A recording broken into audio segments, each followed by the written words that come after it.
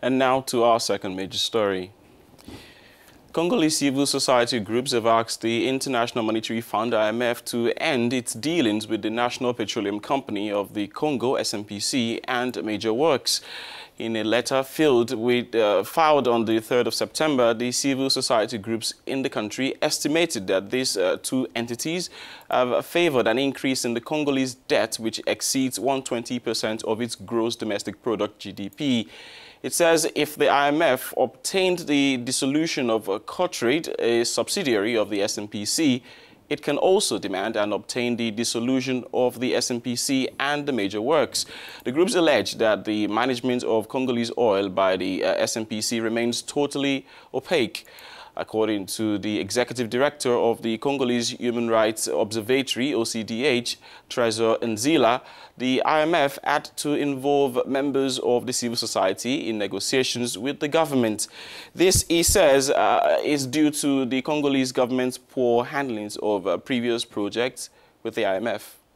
In addition, for civil society organizations, IMF assistance will be a surety to the ongoing ethnically connotational war in the Pole region. I quote, "A war financed in an opaque way, which has made all forms of human life disappear in more than 350 villages." The NGOs call on the IMF to take measures under conditionalities to resume the imminent negotiations of the draft structural adjustment program. These measures could be the immediate cessation under the United Nations control of the hostilities created from all parts of the Pole region, the unconditional release of political prisoners and civil society, and the prior initiation of a conference on Congo involving all national sensitivities under the aegis of the United Nations, they say.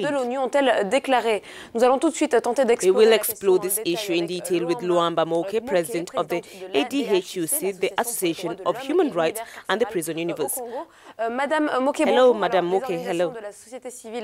In a letter signed on September 3rd, the IMF office in Brazzaville, Congolese civil society organizations asked the financial institution to demand the dissolution of SNPC, the National Oil Company, and major works before starting any negotiations. What is being blamed on these two entities?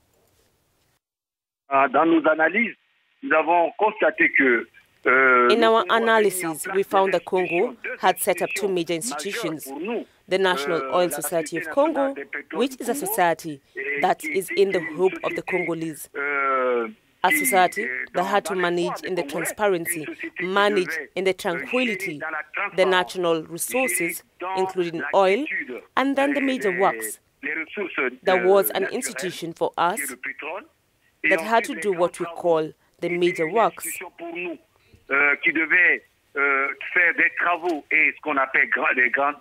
But unfortunately, we see that when we look at the debt of Congo, we see that there was not actually transparency at the level of our country, and the population was duped.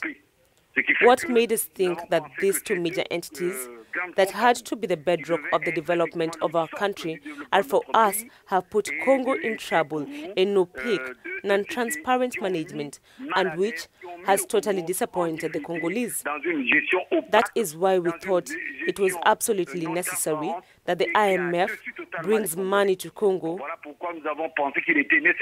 can actually look at the proposals to accept them, or not accept them, or improve them. That is a vision of the civil society on this issue.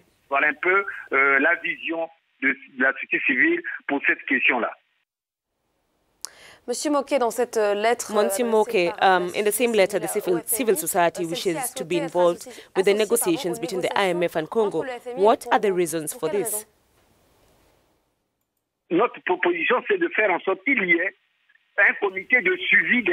Our proposal is to ensure that there is a committee to follow up the agreements between the IMF and Congo, and as part of the follow-up to these agreements, that civil society is a stakeholder.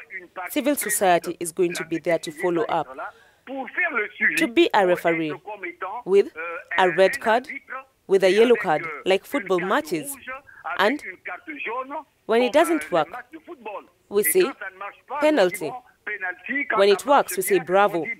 That is a bit of what we want to do to help our government with the management of the loan it will take from the IMF.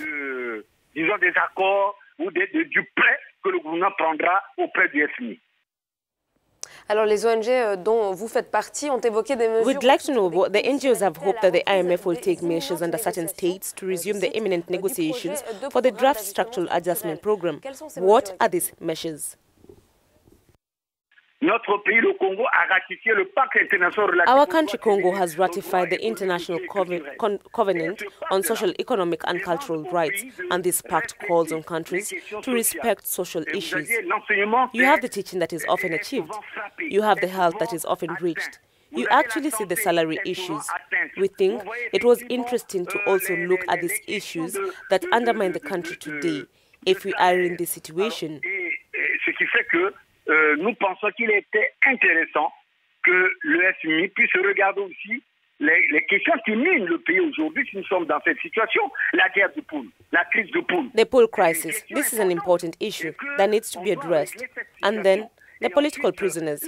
Even if people do not recognize that they are political prisoners, this is a question that civil society raises for peace and quiet in our country, Congo. Dans notre pays, le Congo.